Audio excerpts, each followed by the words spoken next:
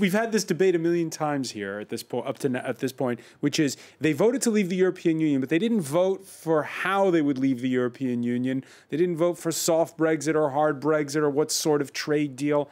So of course it's open to interpretation. It's open to interpretation if you're so vociferously of the Remain camp that you want to change the narrative like that. But I think actually most people who would have gone for the Leave vote when they were in the secrecy of the ballot paper were not thinking about mitigating concepts like hard and soft or whether or not there was a deal. There was a democratic principle at play. That democratic principle was one of we wish to work to exist under a different system of governance, one that's more accountable than the European Union is.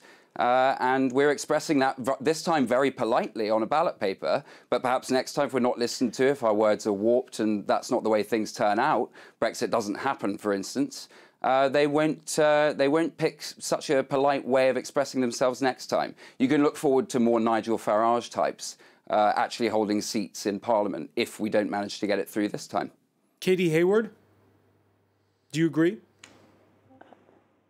I find that a very bizarre comment to threaten a violent reaction to a Brexit not happening, or at least one that would be... I didn't say a violent reaction. I said electing demagogues.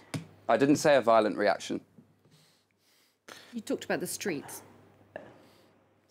Less polite. No, I think it's implied. I talked about electing demagogues, which is what happens when you don't respect the wishes of an electorate when they speak. They do look to people who are speaking in less polite terms, shall we say. You only have to look across the pond at Donald Trump to see that it's possible for demagogues to take up the space if people with their more moderate positions are not being listened to first time around. Katie Hayward? I don't want demagogues either, but that's what happens in politics.